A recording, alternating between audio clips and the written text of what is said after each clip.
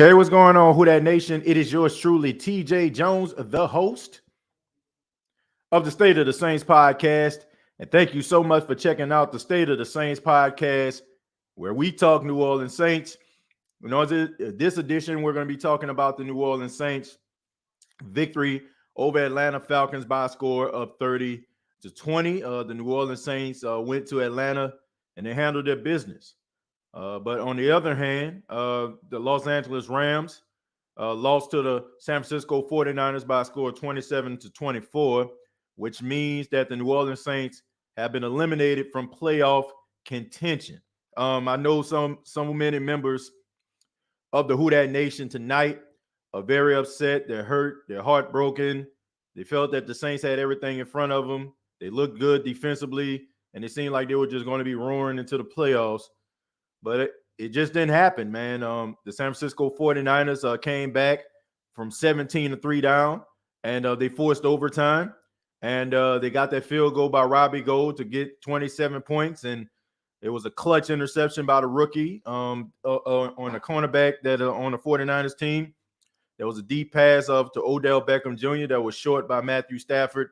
And, the 49ers went out there and they got themselves into the playoffs. Who Dat Nation, I think that I just want to take this moment and give the New Orleans Saints a round of applause. I'm just going to be real, man. I'm going to give the New Orleans Saints a round of applause. As a Saints fan, I don't think that you should have anything to hang your head about.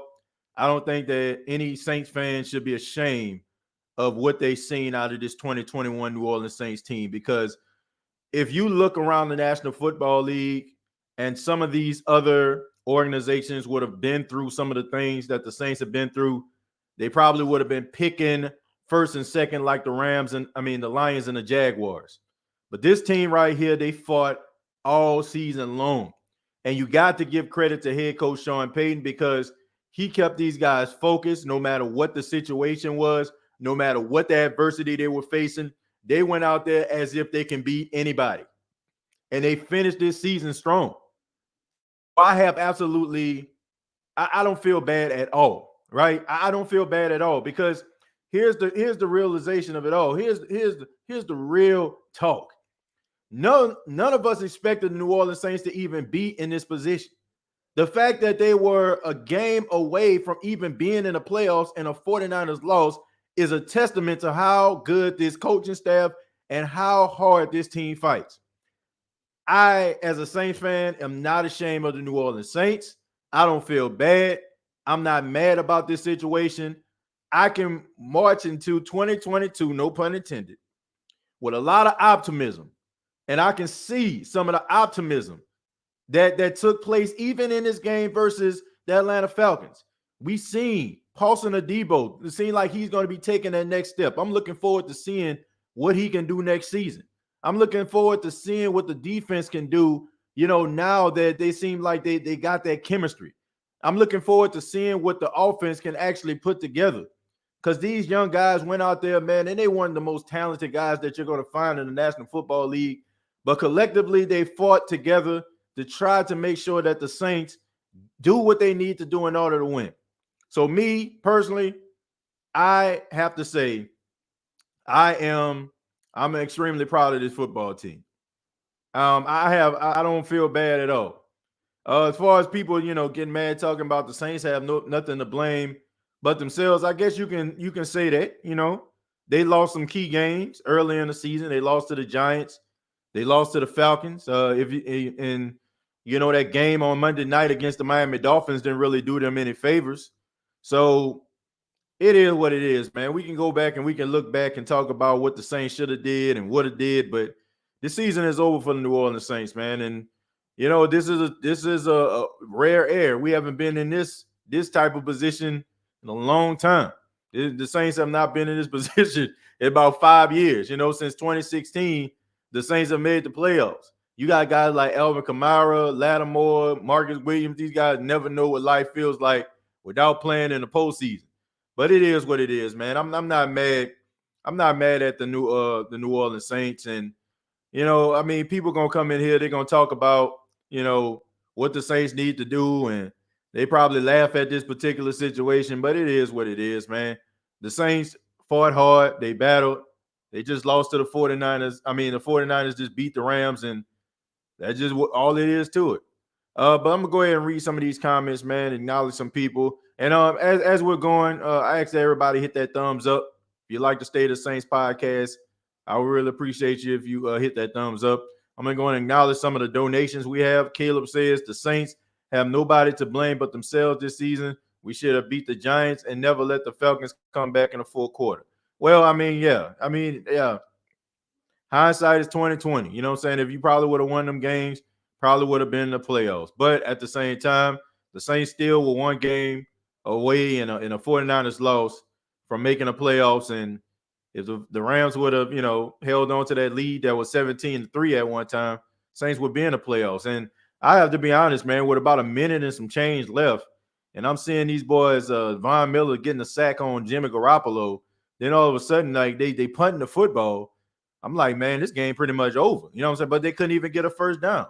The Rams, I have to be honest, the Los Angeles Rams remind me of the Saints of the past, right? You know what I'm saying? Like, they got all this high finesse offense, but they can't close the deal. Like, they look just like that. That was so New Orleans Saints to me.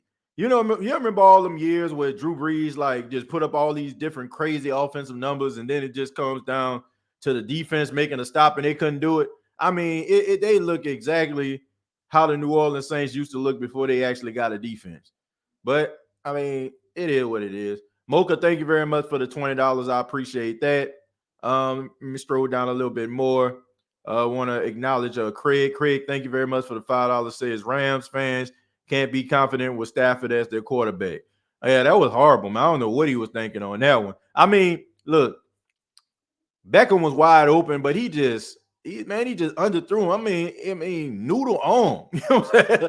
Like, Matthew Stafford is known for having a big arm, but that was straight noodle right there, man. That was romaine noodle. I don't know what was going on with that, but some people have these conspiracy theories. They're talking about, the NFL and maybe, the NFL made a phone call on the Saints, and it's like, man, okay, man, we're going to try to, let the 49ers win so we keep the Saints out. I don't buy all that, man. It's just the 49ers went out there and they fought hard, man. They got themselves into the playoffs. I ain't about to whine and boo-hoo about this situation. I'm just actually shocked that the New Orleans Saints were even in this situation. So I'm proud of the New Orleans Saints. I have absolutely nothing bad to say about the Saints. Steve Jerome said, nah, hey. Yeah, Steve Jerome, who's a Buck fan, I know for a fact you probably happy the Saints got put out the playoffs because more than likely the Saints was coming for that tail.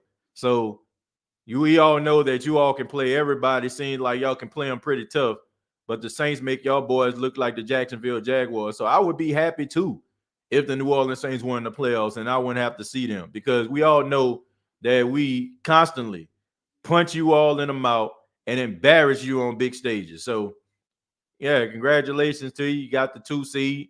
You're playing against the Eagles, and I'm pretty sure more than likely you're probably going to lose next week. So, there'll be room on the couch for you really, really soon. We wasn't going to the Super Bowl, so it doesn't matter. We got to get better. Mitchell, yeah, you know what I'm saying? Like, that's what look, I don't know. I have to be honest with you. I think, could the Saints have went to the postseason and made a run out of it? Yes. Do I feel like the Saints, what I actually seen out the Rams? Could the Saints go into like Los Angeles and beat the Rams? After what I just saw today, absolutely. You know what I'm saying? Like no team in the NFC right now is just straight up a surefire bet.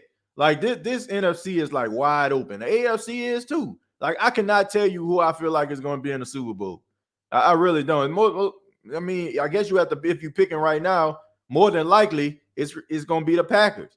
I mean, the Packers seem like they're the most stable team, you know, but no team is like unstoppable. Any one of these teams can get beat. So that's just the way I look at it. So the Saints, I mean, honestly, I think they could have beat the Rams after what I seen today. TJ Wood Taysom took us deep into the playoffs. You know, I don't know, man. I ain't gonna even. I mean, look, I was in between the game. I watched it, you know what I'm saying? But I was outside, man. I was renovating my garage a little bit, you know what I'm saying, washing the cars. And you know what I'm saying? I had like the game on my Bluetooth speaker out in my garage, you know what I'm saying? And I was listening to the game, you know what I'm saying? I wasn't really like watching it. And but I was listening to the game, you know what I'm saying? And I first off, I gotta give credit to what credit is due. Taysom Hill on that opening drive. I mean, he looked good. And throughout the game, he looked good. You know, this to me, the last 2 weeks has been Taysom Hill's best games at quarterback. I mean, he looked pretty doggone good, man. He was making really good decisions. He's getting better in the screen game. You know, he was fighting for those extra yards. I mean, but I just think that the injury to his Liz Frank, you know what I'm saying, that he's been dealing with finally caught up with him. But I thought he did a really good job. So, I mean, I can't say would he have made the, you know, took the Saints deep into the playoff because, I mean, I don't know, and we'll never know. But I do know that Taysom Hill played really good today. I'm really proud of what I seen out of Taysom in this game, man. I think he really stepped up, and it's unfortunate that he wasn't able to finish the game, but he did an outstanding job, man. So, I mean, ain't no Taysom Hill hate coming from me today. I think that he played as good a game as you can. And also, man, Trevor Siemian, man, he did a really good job. Trevor Siemian, to me, best cleanup in the business, you know, like, yeah, you know, you got that relief pitcher that comes in. That's what he is, man. I think when Trevor Siemian comes into the game in the middle of a game, I don't think that anybody can play better. You know what I'm saying? Like he's up there with Ryan Fitzpatrick and stuff. But when you have a whole week to preparate and, you know, preparation going towards of Trevor Siemian, that's when you got a problem. In the middle of the game, he can come in and make some noise. But when you're trying to prepare for him, I think it's a completely different story. TJ, I am very proud of this team collectively. Yeah, me too. I don't feel bad about, you know, what I saw at all. I'm proud of this football team. I think anybody should be proud of this football team. Which is crazy because they are much more talented than the Saints of old on the defensive side. Yeah, man. I mean, look, you combine that with some offense, I think the Saints will be fine. Now, you're not going to be able to keep some of these guys that you had out there, so you're probably going to be rebuilding and, you know what I'm saying, reshuffling things. We don't know the status of Dennis Allen. We don't know if he's going to get another head coaching opportunity. We don't know about guys like Marcus Williams, PJ Williams, guys like that. You know, I'm pretty sure the Saints are probably going to re-sign Marcus Davenport. But it's, you know, so many unanswered questions. You know, are you going to be able to bring back Quan Alexander? You know, are you going to bring back offensively? Are you going to bring back Jameis Winston? Or are you trying to go out here and try to get yourself somebody else? But what I've seen out the defense, if they can replicate that and you can add a couple pieces on the offensive side of football, you bring Michael Thomas back, you better look out, man. Look out. Sean says Matthew Stafford is a choke artist. He put up big numbers, then chokes. Boom. Look, man, I like Matthew Stafford. I was definitely upset at that pass that he threw, just like everybody else. But I have a lot of respect for Matthew Stafford. I just feel like, you know, the fact that he hasn't played in many games, winning games or playoff games or high-profile games was no fault of his own. He's spent the majority of his career with the Detroit Lions, a team in an organization that has been an absolute train wreck. But, you know, I do feel like, you know, people are really trying to figure out who Matthew Stafford actually is in big moments. And I feel like that's sad. And I feel bad for him because now he's older. You know what I'm saying? He's not like, you know what I'm saying, he was when he was young, when he can really sling that thing around like he was throwing it to Megatron. Now you got a guy, you know what I'm saying, that's got wear and tear on his body and spent the majority of his prime years with a team that's snake bitten. So I like Matthew Stafford, man. I got a lot of respect for him. I understand that, you know, that the interception and what it cost the New Orleans Saints, but I'm not going to sit up here and badmouth Matthew Stafford. I just think that the 49ers went out there, man. They took what they wanted, and they're in the playoffs. So I don't feel bad about that. The Saints did what they were supposed to do. The Rams did not. And, you know, I mean, but the thing about the Rams, I mean, what did they really lose? They lost, what, playoff positioning? You know, like, so let's just say, for example, if the Tampa Bay Buccaneers were to lose next week, you know what I'm saying? Like, okay, they still probably get another home game, right? You know what I'm saying? So what did they really lose? They won the West, which you know what I'm saying, at the beginning of the day, if they needed to win the game in order to win the West, but Arizona loses to Seattle, so they end up winning the West anyway. And what really is a 2 or 3 or 4 seed in the playoffs in 2021, 2022 season? You know what I'm saying? Like, what really is it? You know what I'm saying? Unless you number one, you're not really gaining anything, because the 1 seed is the only team that got the first round bye. They're the only ones that get to sit at home and chillax. So what's the difference? What, 1 extra home game? Okay, cool. Whatever. You know, I don't feel, look, and even though they lost, they still gain. So I mean, they still get a home game. They still won a division. And if some teams lose on wild card weekend, they still can get 2 home games. I'm hearing that the Cardinals benched their starters, so they gave up on the 49ers. Rams didn't want to win. They already won the division with that Cardinals loss. Yeah, you know what I'm saying? Like, you know, I mean, I don't know. I don't know if they didn't want it or not. I would imagine. Look, let's just be real about this, Chosen. The San Francisco 49ers punk the Los Angeles Rams. And they're one of those teams where they just match up better. You know what I'm saying? Like, they're just a matchup nightmare for the Los Angeles Rams. So the Rams allowing the 49ers to get into the playoffs with a possibility of playing them in the playoffs and getting eliminated by them, because you got to keep in mind, the 49ers have beaten the Los Angeles Rams 6 consecutive times since 2019. 6.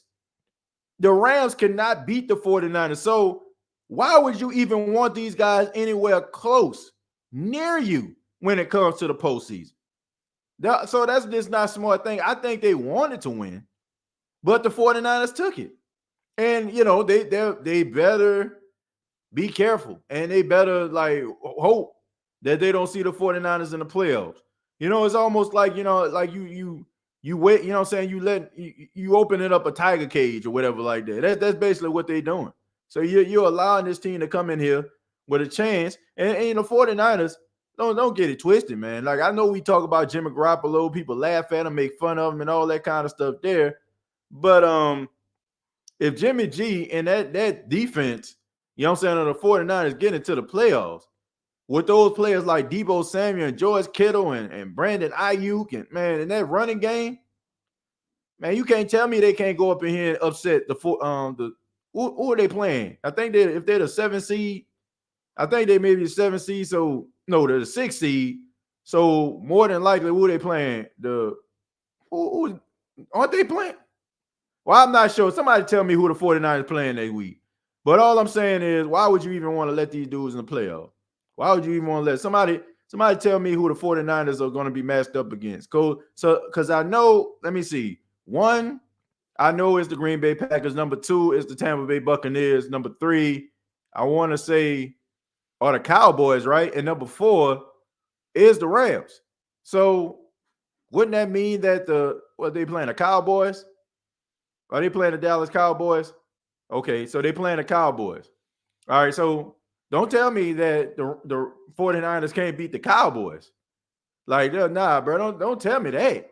Don't tell me that they can't go to Dallas and go knock out them Cowboys. Okay, the Cowboys aren't world beaters.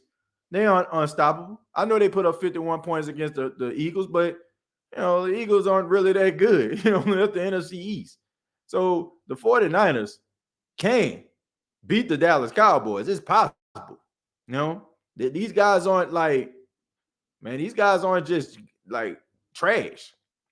Who That Nation TJ, he said repeatedly that we cannot use profane because of the younger viewers. Either respect the podcast or you will be timed out or blocked.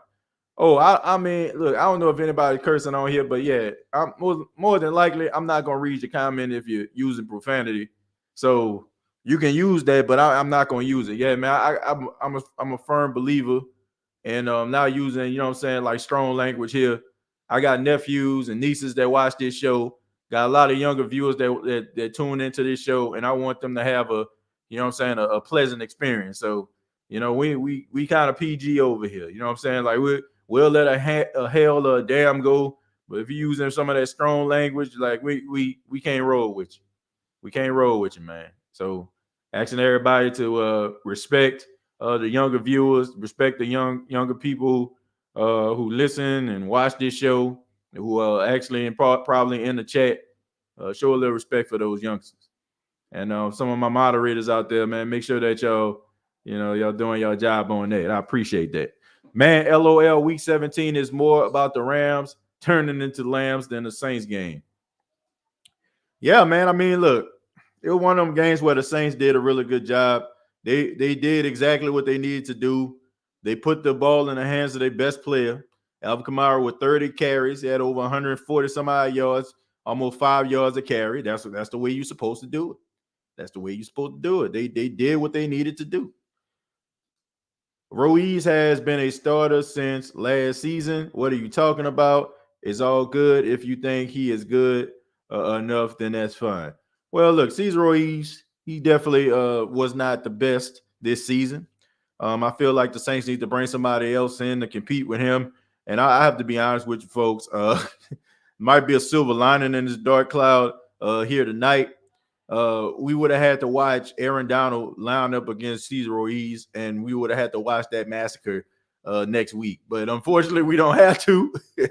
And hopefully Cesar Ruiz can go back to the drawing board, man, get into the weight room, get into the film room, work on some things. Maybe, you know what I'm saying, get up with some of these elite guards out there. Maybe, you know what I'm saying, work out with them in the offseason.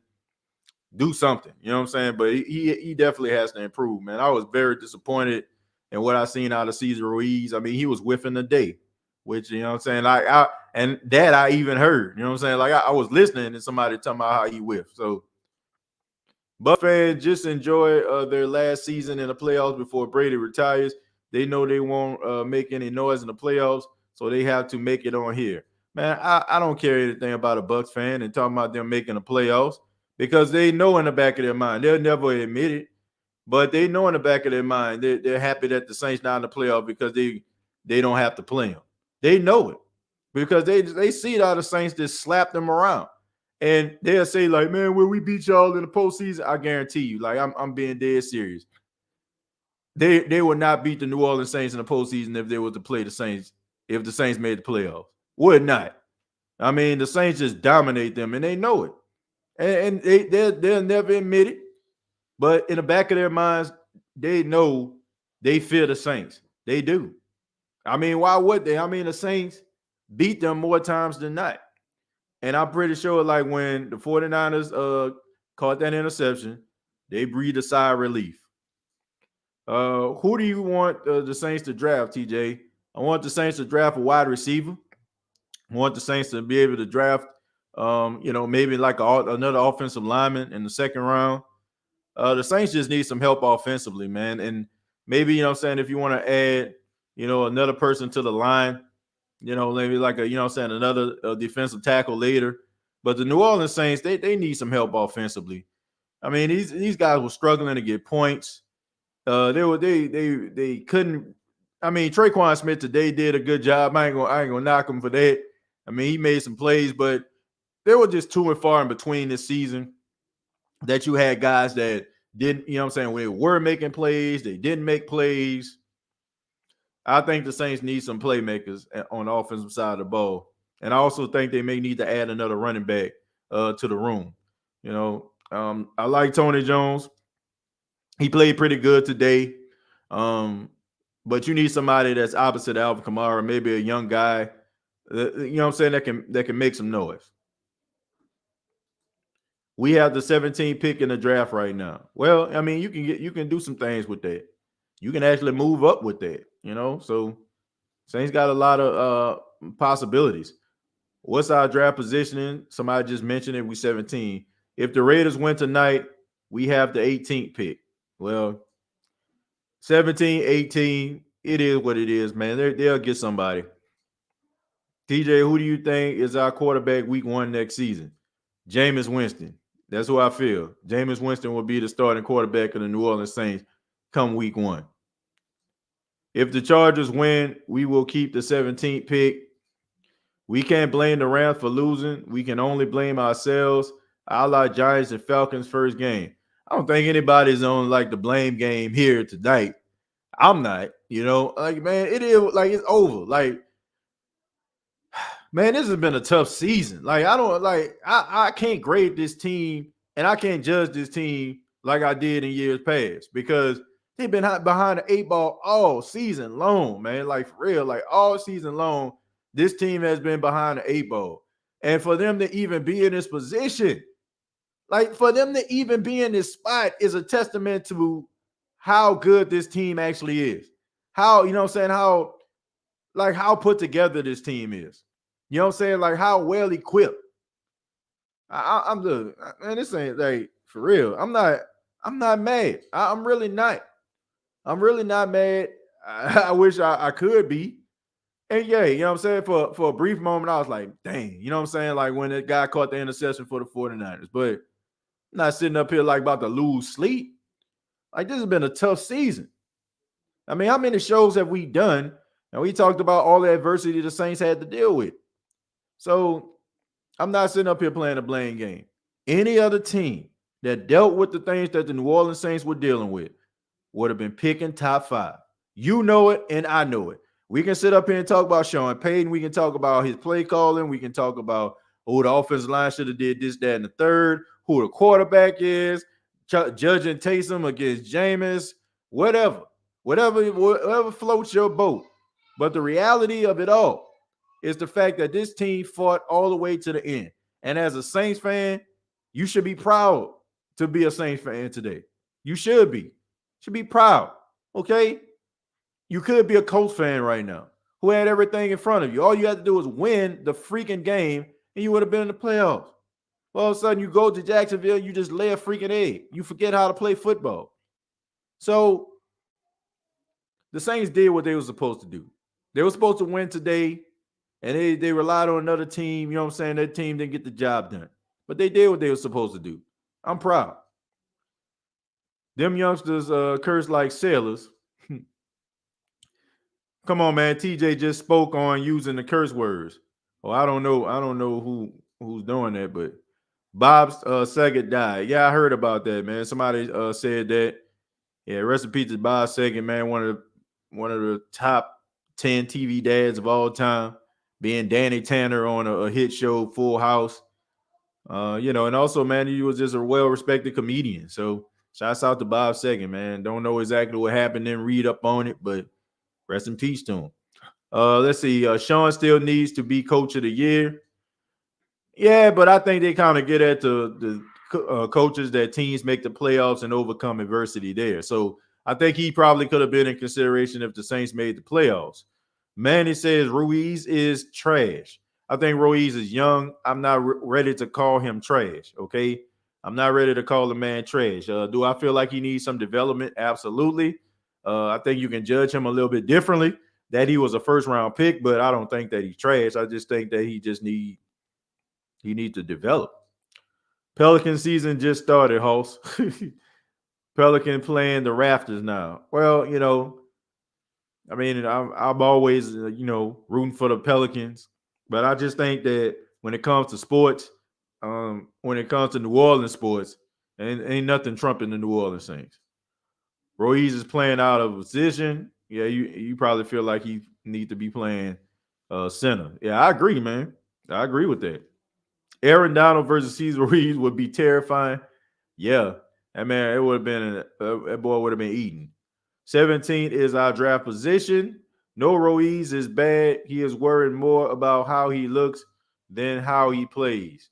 I don't know anything about C. Ruiz. Look, these guys, man, these guys care. You know what I'm saying? I don't want anybody to think that these dudes care. You know what I'm saying? This man care about being the best at his position, but like I said, he just needs some development. I mean, I just think that when you like in a league 1 and 2 years, man, I'm not judging these dudes like y'all do it. Like, man, these guys need to develop. And I just think that, man, we just so quick to try to dismiss guys and quick to try to call them trash. We don't give these dudes the opportunity to develop. You got to give these guys these opportunities. I don't know, man. I'm not calling this dude trash. I just think that he needs some development. You know, has it been pretty bad to watch? Yes. But I think that, you know, if this dude train and develop, you know what I'm saying, who knows? This dude could, you know what I'm saying, come back and be a much better version of himself. Can't always just dismiss a guy, you know what I'm saying, just because he has some down years, some bad years. Got to get this guy opportunity to grow. Your grandmother loves the game. She proud of her team. They have never given us, they gave us all they had. I'm proud. Who that? Well, shouts out to my grandmother. Yeah, grandmama. You know, the Saints, they played tough. They worked hard. You know what I'm saying? They did everything they can do to try to make the playoffs. Just wasn't meant to be. You know, I'm proud of them too. TJ, should we pick up a running back in the draft to help AK? Yeah, I would. You know, one of the later rounds. You can find gems in the late rounds. You know, a guy that can run in between the tackles, a battering ram. But they have some guys in free agency, I feel like they can help them out. Guy that can come in, you know what I'm saying, with a decent, suitable deal. But I do think they need to get somebody that can actually see the field a little bit differently. I think that, you know, I think Latavius Murray was a good fit, you know what I'm saying, a good complimentary back for him. And for those that don't believe that, look how Latavius Murray was grinding out there for Baltimore today. I think they need somebody like that, you know what I'm saying, like a one-cut back, a guy that can see the hole, that can get there. You know, Tony Jones, I think that he developed well, but I still think that his field vision is kind of sketchy. You know what I'm saying? Like, I think that maybe next year, you know, who knows? But I would love to see somebody else come in, you know, that can actually alleviate some of the things off Alvin Kamara, that can have that possibility to get, you know what I'm saying, getting hot. You know what I'm saying? Maybe go yard a couple times. I'd like to see something like that. Saints need to draft another running back to go with AK. Yeah, but, you know, like I said, late in rounds, like late rounds, like, you know what I'm saying, 4th, 5th round or something. The Saints have overachieved this year. Sean Payton should be in the talk for Coach of the Year. Just my take, not a homer. Yeah, we talked about that on earlier this week, Kevin. You know, about should the Saints or should Sean Payton be considered for Coach of the Year? Now, I don't believe that he should be Coach of the Year. I feel like that should go to Zach Taylor with the Cincinnati Bengals. But I do think that he needs to be considered. You know, I think that, you know, he should be like at least in a conversation. Chris Olavey help is on the way. Well, I hope they do get Chris Olavey or some of these other guys that can go out there. They need somebody that can compete with Michael Thomas, you know, make Michael Thomas, you know, realize that, man, they got a guy that's trying to, you know, take your place. That's what they need. Nobody out there right now is competing with Michael Thomas, which I feel like that's what's making Michael Thomas probably make some of the decisions that he's making, you know, or making him feel the way that he does. Yo, TJ, we got to give it up to Traquan today, too. He played with his hair on fire. Aside from that, one garbage time drop towards the end. Yeah, you know, I said it. You know, I said at the beginning, Traquan Smith did a good job today. I seen him play with a little passion. You know, he got the penalty from taking his helmet off, you know, and you know, because he got that pass, you know what I'm saying, on Monroe or whatever his name is. I think that's what his name is for the Falcons. But I mean, he was playing inspired, man. You know what I'm saying? He was playing as if he knew that, hey, man, I got a contract on the line. He was fighting for extra yards. He was going up there, you know what I'm saying, catching them contested catches. But too little, too late. You know what I'm saying? Like, too little, too late. It shouldn't take that, you know what I'm saying, week 18 for us to really see you out there. You should have been playing like this throughout the season. I'm just kind of out on Traquan Smith. I think that, he probably end up landing somewhere else, probably for the Giants or the Washington football team or something. But yeah, look, it's a little bit too late. You know what I'm saying? Like, you had all these opportunities to go out here and make plays throughout the years. You have not. So I'm just off the Traquan Smith train. I hope that he stays in the league. He continues to be able to provide for his family and stuff like that. But as far as him being a New Orleans Saint, I just think that you can do better than that. I mean, seriously. No disrespect, but I just think that the New Orleans Saints can do better than Traquan Smith. I understand he's a above average blocker. And yes, he does like spring some blocks for AK to be able to get down the field. But he's been hurt. When he's in a game, you barely know he's there.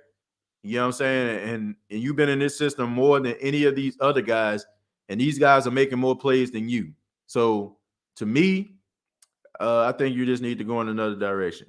Where is Peyton Turner? Peyton Turner was on IR, so that's another guy you have to look for. So I'm pretty sure he'll probably be playing outside and inside next year.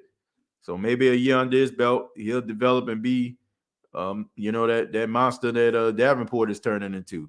I'm sad the Saints aren't in the playoffs, but we can at least say that we ended the season with a winning record, despite everything we went through this season. Yeah, it's not the Saints' fault. The Rams were up 17-0. They allowed the 49ers to come all the way back and win that game 27-24.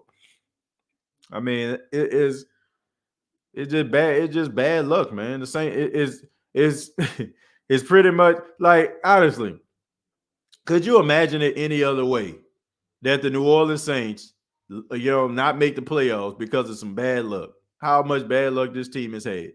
How many, like, this like, as a Saints fan, and you know this, how many ups and downs have you seen from the New Orleans Saints, right? Anytime you start getting happy, all of a sudden something happened. Rather it's in the game, rather it's after the game, rather it's in the middle of the week. It's something that happens that involves the New Orleans Saints that brings you like, like, so it's basically they ended the season how it pretty much started for all of us, right? So we were excited. 1 minute left. We seen the score 24-17. We thought the Rams was going to do it. And then all of a sudden, like, they gave them going to overtime. And then all of a sudden, So I think that is poetic justice. I think that is apropos, if you will, that the season ends the way that we seen it, throughout the entire season. Every time we start to get a little happy, here come the knife in the back to put us and cause us so much pain.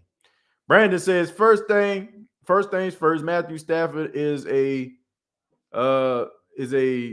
y'all see what he said for that pick he threw. Anyway, the moment I felt like there would be a good chance that we would miss the playoffs was way back in week 4 against the then winless Giants. We were handling our business. We let our foot off the gas and came back in overtime. Games like that are exactly why we should handle your business against the teams you're favored to beat, so you won't need to rely on external factors. A battered as our roster was all season, we still look. I agree with you, but based on everything that happened with the season, for them to be in that position once again, I'm proud of this team. I'm not on that woulda, shoulda, coulda type stuff tonight.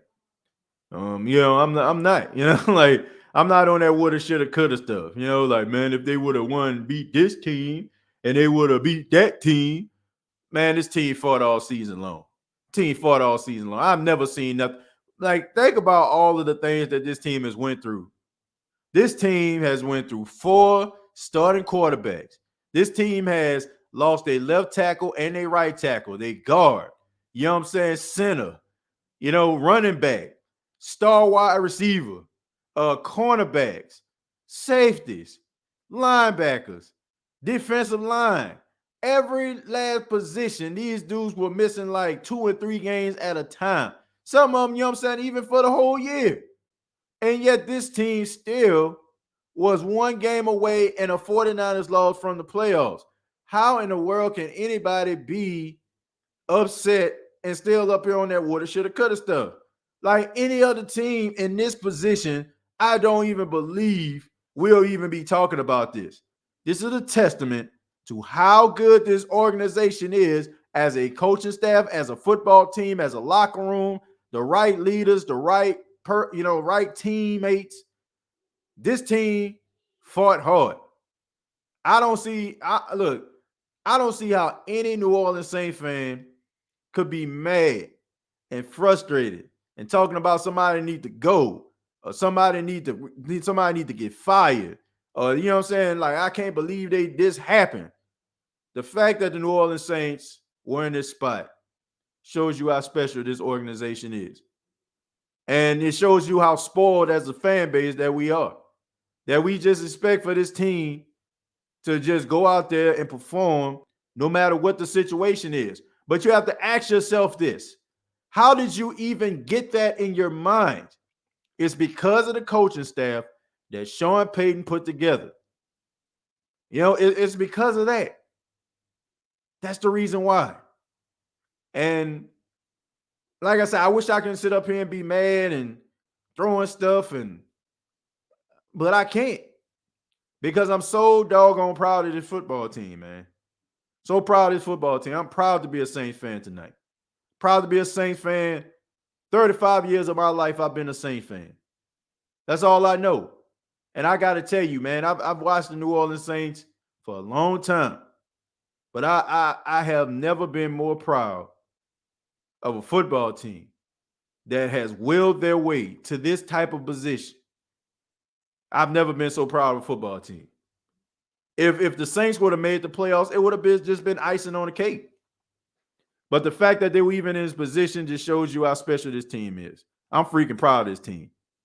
This ain't the episode where I'm going off and blaming this person and that person. You should be proud to be a Saints fan. If only the Miami game would have been rescheduled, man, we had a mediocre offense with a Super Bowl defense. After everything this team went through, I can't complain, honestly. Yeah, the Saints organization is one of the best in the NFL. With the defense we have, a lot of players will want to come play here. Yeah, I agree. Swag fan says, let it go. We fought a good fight this season. We will reflect, reload, and reposition ourselves to get another Super Bowl victory. Yeah. Bucks Crazy says, to be honest, I'm glad y'all didn't, because if we played y'all, it would have been a good game. But y'all see y'all next year. Yeah, Bucks Crazy. I mean, man, it's been a good year ups and downs. And you all are in the playoffs, and like I said, I just feel like, man, it would have been tough. Miss you says, what hope would we have for next year? We need another quarterback. I don't think we need another quarterback. I feel like Jameis Winston is the answer.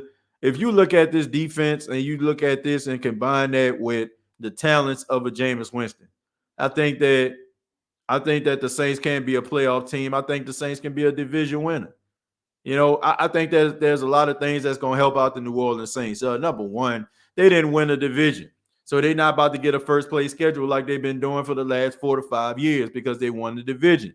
So I think that would be able to help out the New Orleans Saints in some ways. And also, if you bring back some of the core players on your defense, I feel like, you'll be able to make a run out this thing. Look, I think that Jameis Winston is the answer for the New Orleans Saints. I think that he can be a winning quarterback for the New Orleans Saints. I've seen some progress out of him, and I think that the Saints are going to try to get him back. But I don't think that it's going to be one of those things where they just like, okay, I just think it's Jameis and only Jameis. I do feel like, if you got some top-notch quarterbacks out there, Super Bowl winning quarterbacks that still got a lot of left in the tank, you gotta inquire about that. So I do feel like, they're going to try to, bring them back. But I do think if Russell Wilson is out there, Aaron Rodgers is out there, you're going to make that phone call. I think next season, Peyton needs to move Ruiz to center where he won't have to worry about a defender in front of him. Yeah, tragic. I think that they might look at that. They might look at Cesar Ruiz and be like, you know what? Maybe we need to put this dude, what I'm saying, out here, at center, and maybe move Eric McCoy over to guard, which I think that's what they wanted to do in the first place. But when COVID happened, I think that, what I'm saying, that they're just kind of, they're trying to stop the plans for that. And then if you look at when, Drew Brees retired, they just felt like it probably would just be the best spot if Eric just stayed there. But I do think if Caesar moves to center, I think it might help him. But I mean, Caesar got to be able to get better. And, that's not very promising if you're working at this position at guard and it's not working out for you. And you move you in center where you really have to be out there, be able to call the pressures out. And, I mean, you whiffing on tackles, man, that's not a good look. Who that nation should we bring Vic Fangio back to the defense? Well, if Dennis Allen gets a job, I wouldn't mind seeing Vic Fangio as the defensive coordinator. I mean, he's been here before. We know about Vic Fangio, man, Dome Patrol, and you know what I'm saying, and all these other guys, you know what I'm saying, that have been, you know what I'm saying, a part of this defense over the years, and also with the Chicago Bears. He was the defensive coordinator there before he went to Denver. But I would love to see him. If Dennis Allen get another job, I think we just all anticipating Dennis Allen getting another job, but ain't no guarantee that he will. He may not. Forget drafting a quarterback. Sean Payton likes Hill. He was never a quarterback, and it will jeopardize because Sean Payton has jealousy of Hill. We can see it when Winston throws the deep ball and Sean Payton called Hill after the called interception. Well, look, I think he likes Taysom Hill because of what Taysom Hill brings to the table. But Sean Payton is not just oblivious to the fact that he can find a better quarterback. I think that he relied on Taysom because that's all he had. And also, man, you want to give this dude a fair shot, and which the Saints did. And, did Taysom Hill have some moments? Absolutely. But do I think you can find a better quarterback than Taysom Hill? Absolutely. But Sean Payton, look, he's going to do what's best for the team. He's not going to sit up here and just say, okay, man, I like Taysom so much.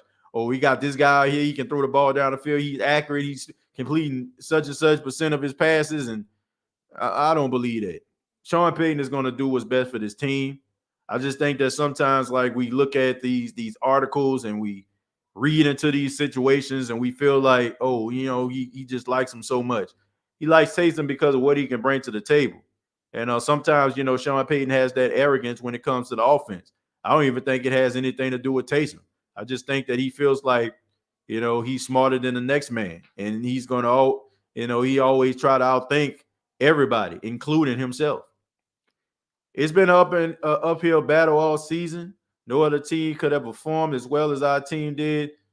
Sick, hurt, trouble, confused. They showed up. I'm so proud. Yeah, man, they did what they were supposed to do. They did. They handled their business. So, man, I ain't got nothing. I'm not upset. Saints fans are not watching the playoff game, NFC or AFC championship game, and Super Bowl game at all. I'm talking about Jameis Winston going to get healthy, take over in 2022 when he comes back from his surgery. I hope offensive linemen are going to get stronger. Michael Thomas is going to get healthy, and he comes back to our team after surgery. We're going to get in the top of the NFC South division. Well, I'm not going to say I ain't going to watch the playoffs because I am going to watch the playoffs. And I'm going to be here on the State of the Saints podcast talking about the playoffs. So I'm not going to lie. Look, this isn't like one of those things back in 2018 with the controversial non-call or, the Minneapolis Miracle or something like that. Like, I'm going to watch the playoffs, okay? I mean, look, I'm still a football fan at the end of the day. And I still got a, emotion. Well, I won't say emotional investment, but I still want to see who's going to be able to make it to the Super Bowl. So, I mean, look, the Saints didn't make the playoffs. I understand we all Saints fans, but at the end of the day, they got other teams out there that's trying to fight. They got a lot of good storylines that's going on. You got the Tennessee Titans as the number 1 seed. Will they be able to, make it to the Super Bowl? Derrick Henry coming back. Will Joe Burrow and the Cincinnati Bengals make some noise in the playoffs? Can Patrick Mahomes and and the Kansas City Chiefs be able to get back to the Super Bowl after that lackluster performance? Can Tom Brady lead the Tampa Bay Buccaneers back to the Super Bowl with all of the injuries that they sustained? And Antonio Brown walk out, Chris Godwin out for the season, Mike Evans dealing with hamstrings, and also Leonard Fournette with the hamstring. Like, will the Dallas Cowboys finally do something they haven't done since the first Friday came out, which is make the Super Bowl? Will the Los Angeles Rams, make it to the postseason? Will the 49ers make some noise? Will the Eagles, be able to take that running game and win some games out? I mean, there's so many storylines. So I'm not going to allow the Saints not being in the playoffs stop me from watching football, especially when I know my team gave it all they had. It just wasn't meant to be. TJ, don't forget you talking to mostly casual football fans. Well, look, I don't want to minimize anybody. I think that we all can learn something from one another. I understand that you got people that watch the State of the Saints podcast, Terrence, who probably don't know as much football as you or me, but I mean, that don't make them any less of a fan than me and you. And I think that's something that we have to take into consideration. Now, there are individuals that I would encourage them not to always read the press clippings, not always read what the media is putting out there, not them two-man tables where people just giving you opinionated stuff and they writing it off like it's facts. But, I'm not going to knock anybody for certain, comments, because sometimes I don't expect anybody to sit up there, eat, sleep, and breathe football like most, like everybody. Some people just watch football. They're a fan of the team. They may not know as much as you and me, but they still love the squad. So I'm not going to knock them for that, But I do encourage people to form their own opinion about some of these situations. And, there's a strong majority of individuals that take opinionated rhetoric and they believe that they're actually hearing truth, when it's not. It's just somebody's opinion. We fought hard all season, considering that we finished with 9 wins with the injuries. Now I'm ready to ride with Winston for next year, sign some players to fill some needs, and draft for good depth. Yeah, I agree with that, man. That's what I'm looking forward to. Keep Winston, no Baker. We talking about Baker Mayfield? Sean Payton, whatever you do, please don't trade for Baker Mayfield. Why wouldn't we trade for Baker Mayfield? See, that's another thing. Why are we saying these things about Baker Mayfield? We saying these things about Baker Mayfield because of Baker. I'm pretty sure like people ain't like, are you really just sitting up there watching Browns games? Or are we sitting up there just watching guys debate about Baker Mayfield and him leaving a lot to be desired? But what they're not telling you is this dude have an injury on his throwing shoulder that he's been battling for the last 7 weeks. But they're not telling you that, and it's affecting his ability to throw the ball. They're not telling you that, though. So that's all I'm saying, man. Like, we take these things that we hear and we run with them. But we don't look at the real deal Holyfield. Man, this dude has been dealing with injuries. I mean, I ain't got no problem with Baker Mayfield. Did he have like a down year? Yes, but I don't feel like it's just to a point where, he can't go to an organization where, they can actually take his strengths and put it out there on the field and turn them into a credible quarterback. I believe that. I think that teams, schemes matter. Like players, like players and coaches, they matter. Like, you get with the right coach, you may not be the quarterback with the strongest arm, may not be able to make all the throws like Rodgers and Mahomes. But if you get with that right coach, he can bring out the best in you and he can utilize your strengths. So do I think that Baker Mayfield can go to a team and play better? Yes, I really do. So Derek says, TJ, I disagree. Baker is no good. I mean, you're entitled to your opinion. But all I'm asking is, how many Browns games do you watch? How many, do you sit up here and you watch Browns games like you watch Saints games? Or do you, like casually watch Browns games and then listen to like First Take and Undisputed and them debating Baker Mayfield and them showing clips of him overthrowing guys and underthrowing guys and throwing interceptions. Like, are we really watching Baker Mayfield like how we watch Jameis? I mean, maybe you're a Browns fan. I don't know. But I just know that I don't know more about teams. I don't know more about other teams than I do about the Saints.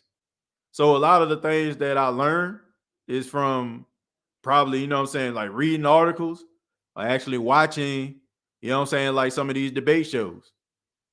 And it's not like I'm like how it is when I'm talking about the Saints, when I'm listening to Nick Underhill, I'm reading one of Nick's articles, or, you know what I'm saying, I'm listening to John DeShazer, or you know what I'm saying, like Jeff Duncan or Larry Holder or something, you know, like it's different. I feel like, you know, we have an investment in this team.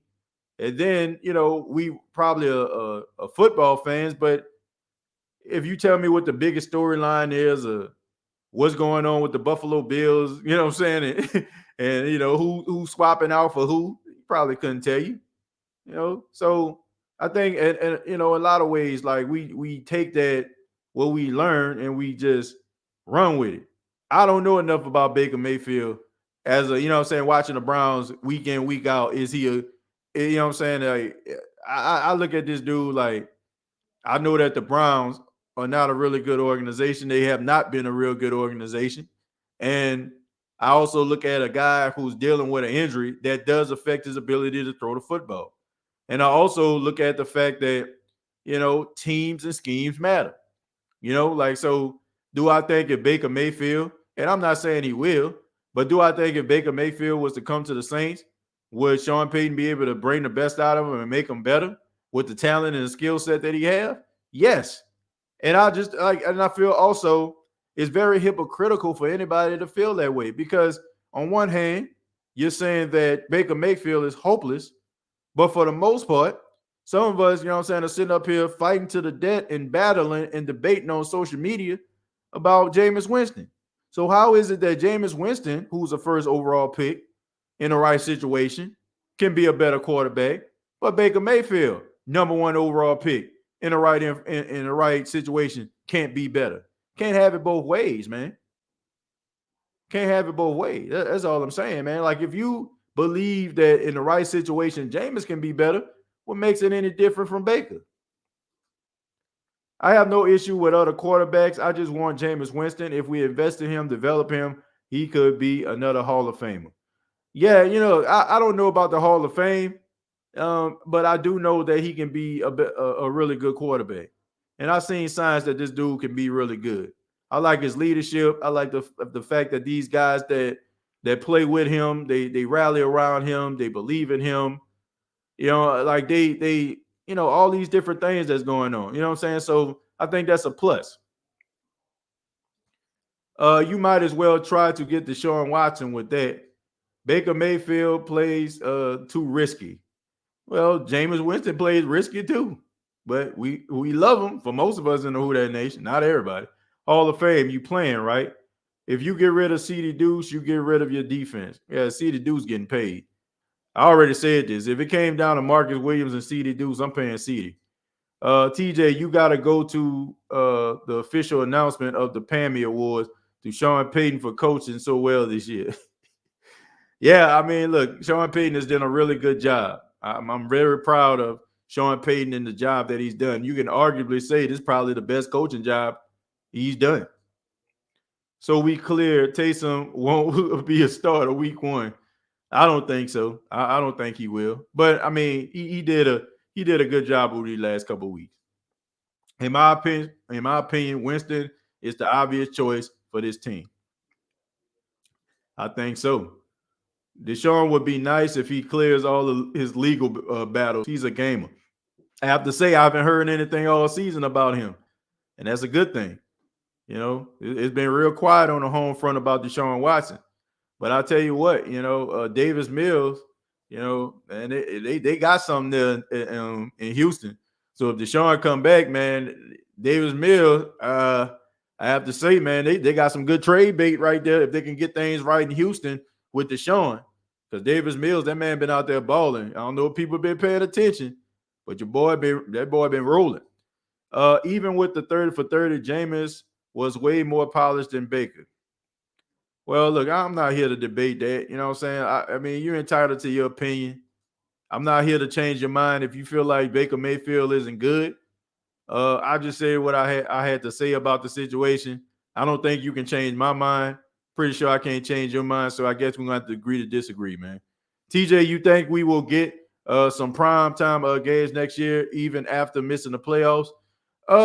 Yeah, I think that they will get some prime time games. I don't think they may get as many, but I do think they're going to get some prime time games. Depends on who they play. They may not be the marquee uh, because what I'm saying, of the prime time games. It might be because they're playing a certain team, but I do feel like they're going to get some prime time games. Winston went 5-1, so out of the 4 players we got, he had the best record. That's what it comes down to. Well, I mean, you can't just say that, like how involved was the guy in the game? And I'm not saying Jameis, I'm just saying this as an example. How involved was he in the game? Was he helping his team win? You know what I'm saying? Did he make some throws? You know what I'm saying? In crucial situations, like how heavily involved was he? Was he out there, or was was his presence felt? So I don't know, man. I just think sometimes like we look at records and be like, oh man, he had this. He was 5-1, he was 5-2. He only lost 2 games. Like, man, how involved was he? Like, was he out there wheeling and dealing? Was he out there making a difference on his team? Or was he just out there sustaining drives and throwing balls on 3rd and 2 and like not putting up no touchdowns, not putting his wide receivers in position, not making throws to win games? Was he just a recipient of his team winning a football game? So I think there's a difference. I think Corral is overrated. Kenny Pickett is clearly the best quarterback, and Sam Howell is second. It's a lone drop off to 3rd and 4th place. Yeah, man, look, I ain't really high on any of these quarterbacks, not even Kenny Pickett. I just think that Kenny Pickett is just a big fish in a little pond right now. I think that's what it is. I don't look for him to go out here and take the league by storm. I don't expect for him to be that guy. I just think that he's decent. Could he be a good quarterback? Yeah, in the right situation, of course. But I'm not sold on any of these guys. I don't think we should touch Watson. His contract and legal situations make him a huge question mark. Well, I'm not really big on any of these guys with these big contracts. I want to see, I want to see the Saints win, but I don't want to see them exhaust their funds trying to invest in one particular guy. You got to be smart about this, man. You can set your organization back by coming up here trying to, break the bank to bring a certain quarterback in that demands $35-40 million. I don't want that. It's still Who Dat Nation next season. We be good. This cowboy hater talking trash. Well, I mean, what we talking about? The Cowboys? Look, Cowboys in the playoffs, man. Congratulations to them. They got to do something when they're there. What's your assessment about Paulson Adebo going forward? I think he was the best draft pick of the last year's draft. Oh, yeah, absolutely. Absolutely, man. Look, first off, Pete Werner is good. You know what I'm saying? Like, I think that there's a lot of promise there. I can see him being sideline to sidelines. I think he's only going to get better. But Paulson Adebo, I think we seen today. It was that interception that he caught one hand, and then he almost caught another one, almost caught that like a receiver. I just think what you're seeing is a guy that is starting to figure it out. And I knew it was going to be ups and downs for him because he's a rookie. But he's so intelligent and understands football so well that I only think it's going to get better from here. And I really think he's going to be one of those guys that can end up eventually being one of those lockdown corners and being one of those guys that can get up there and probably, be one of those top interception makers in the league, because he has hands like a wide receiver because he played wide receiver. And I think if you combine that with technique and knowledge of the game, and the game starts to slow down for him, I think you're going to have a great combination, a great 1-2 punch with Marshawn Lattimore and Paulson Adebo, on the left and the right side, respectively. And really go out there and be able to lock some things down. And not to mention, you got Bradley Roby that's coming back. That's another guy that's a year under his belt. You can be able to, put it on the outside, on the inside. You got CD Deuce. Still need to know what you're going to do at the safety position. If you're not going to keep Marcus Williams or not going to keep Malcolm Jenkins, you got to be able to know what you're going to do there. I don't think PJ is coming back, but there's some spots that need to be filled. But I think the Saints are up to the challenge. Do you see a successful, fun run in Roman's future? A successful, fun run in Roman's future. Are we talking about Roman Reigns? Are we talking about Roman Harper? Look, I mean, a successful, fun run, face run. Oh, I'm sorry. I don't know why I'm saying fun run. Face run. No, I mean, it seems like to me, okay, this is a wrestling question, but it seems like to me that Roman Reigns, is trying to stay the bad guy. I think they're going to try to unify the championships. Probably going to do that at WrestleMania. Probably going to try to prolong that thing, keep it going. Stretch it out to WrestleMania for title. But it looks like Brock Lesnar is a face. And I think it's probably going to be one of those situations where Paul Heyman and Roman Reigns been working together to try to manipulate Brock Lesnar. But I don't see that right now. But he is like one of those guys who, now people are starting to like cheer for him. So I think Vince McMahon plan of turning him into a bad guy is making people look at him as the cool guy. Hey, TJ, you think Cowgirls get knocked off early? Yeah, I mean, the 49ers are a good football team. And they're a tough football team. So it's all up to Jimmy Garoppolo, man. Will Jimmy go out there and play like he did today? Or will he go out there and stink it up like he did the week, I want to say, against the Tennessee Titans? Only time will tell. Yeah, Drake London is a really good wide receiver. He's also 6'5", big and strong guy, hard to tackle. Look, yeah, I mean, there's a whole lot of guys out there that the Saints can choose from, but I want a wide receiver that can go out there and make some of them contested catches. I want to see a receiver that can go out there and get 100 yards. That's what I want. I don't want to see good passes and good catches few and far in between, I should say. I hope we can keep our defense intact for the most part. Yeah, me too. But that's how it goes, man. The locker room always changes, and you got to be smart the way that you use your money and bringing in the right guys, and not be able to mess up the chemistry that you created. Who should we put the franchise tag on, if anybody? I mean, if you put the franchise tag, I mean, you could possibly, well, I don't know if you could do it again, but probably be Marcus Williams if you can put on a franchise tag on him again. But if I could, probably would be Davenport. I put a franchise tag on him. Winston ain't leaving after injury. We should be able to retain him for a 1 or 2 year prove-it deal.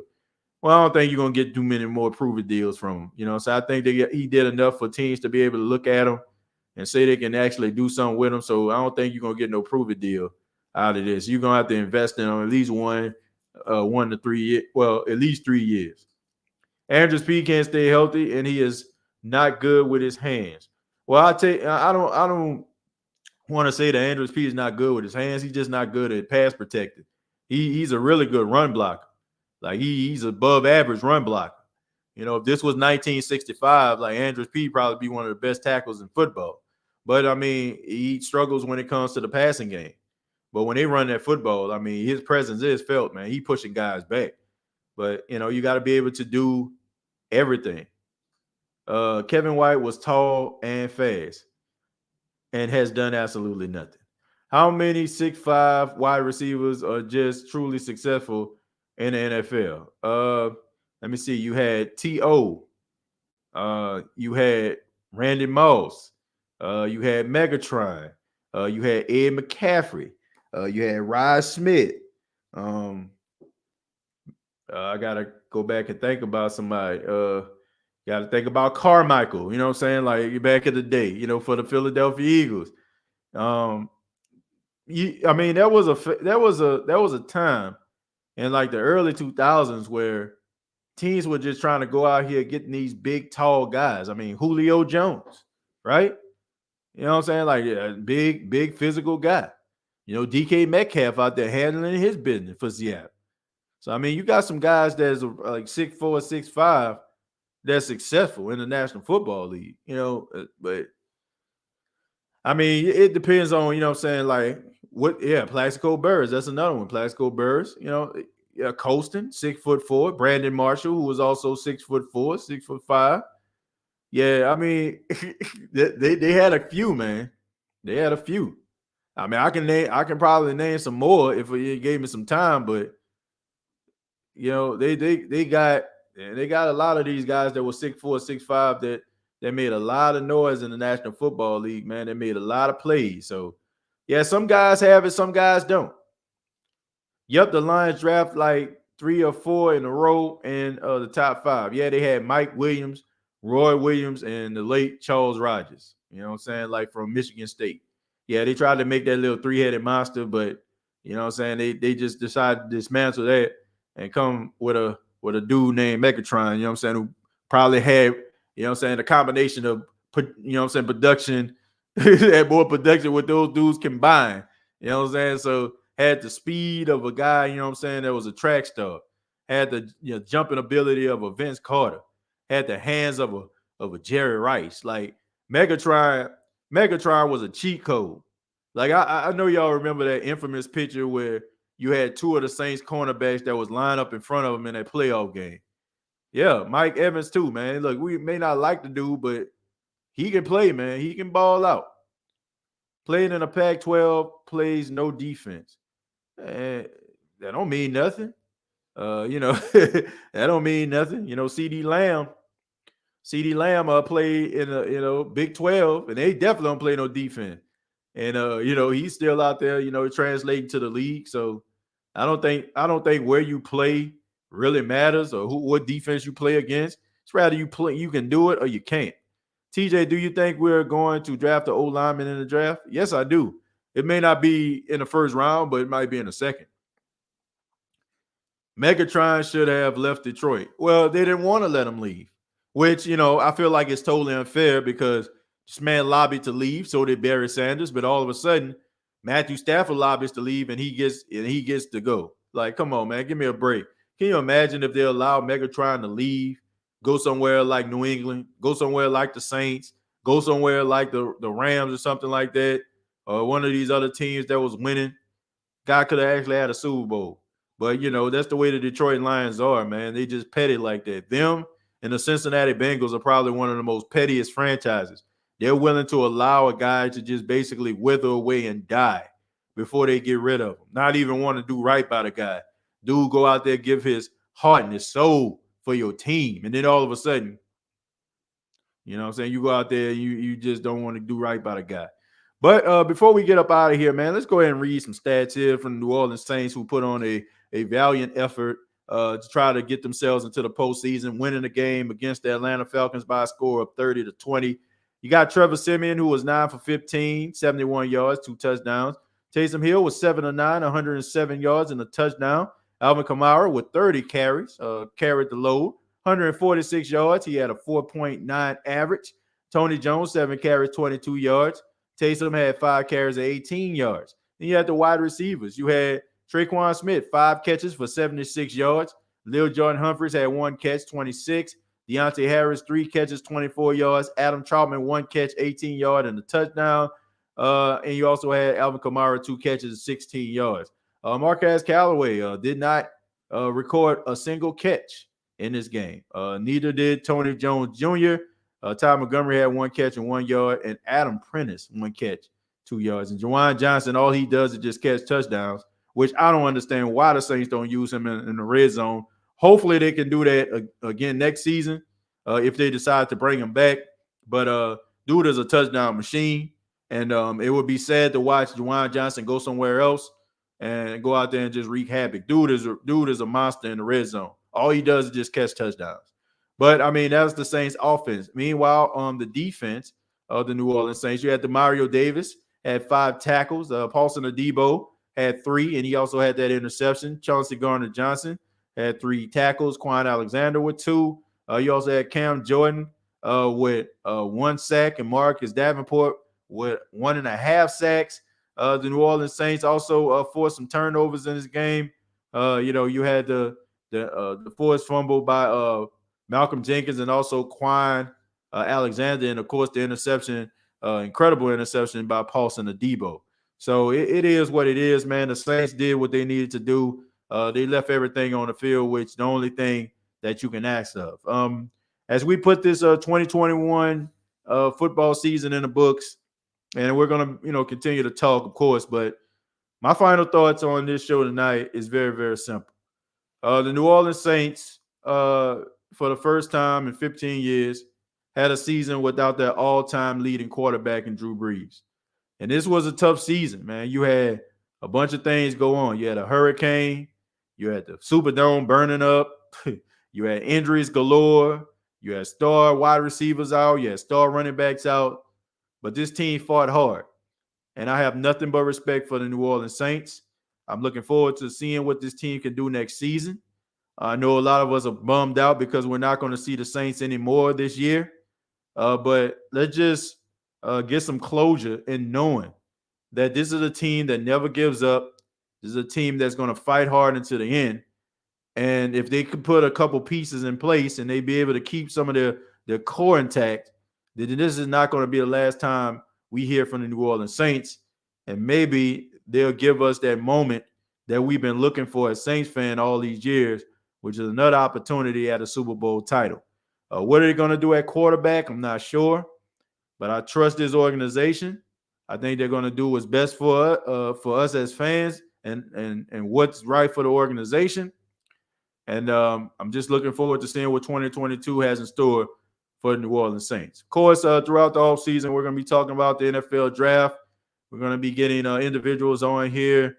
We're going to get, of course, the Senior Bowl is coming up. We're going to get reporters that actually went out there, talk a little bit about the Senior Bowl and what steps the Saints need to do in order for them to get back to the postseason in 2022. But this has been the State of the Saints podcast. Thank you all so much. Really do appreciate your time. Thank you to the fine folks at manscaped.com, the official sponsor of the State of the Saints podcast. Also, LinkedIn Talent Solutions. You go to linkedin.com, use the promo code SOTS for all those out there that are doing the entrepreneur thing, looking for some qualified people to be a part of their business. LinkedIn Talent Solutions is available for you. And also, thank you to Everlast. And also, I want to give a special shout out to all of the members of the Who Dat Nation that has been holding it down on the State of the Saints podcast all year long. Thank you all so much for being here, for supporting the show, for commenting, for asking questions, for calling in, for hitting that like button. Thank you all for making the State of the Saints podcast one of the top Saints podcasts in the world. I could not do this without any of you, and I love you. Thank you all so much for investing in a guy from the Ninth Ward. But be sure to check out State of the Saints podcast on Facebook.com. Also, subscribe to the YouTube channel. Go ahead and hit that thumbs up if you like the State of the Saints podcast. Previous episodes available on iTunes, Spotify, iHeartRadio, Anchor FM, and also officially on the Pigskin Podcast Network. Y'all follow the Pigskin Podcast Network on Twitter and send them a tweet and say, TJ sent me. Thank you to the Pigskin Podcast Network. Looking forward to working with them continuously and looking forward to seeing the New Orleans Saints back in the postseason in 2022. Till next time, all I got to say is, who dat?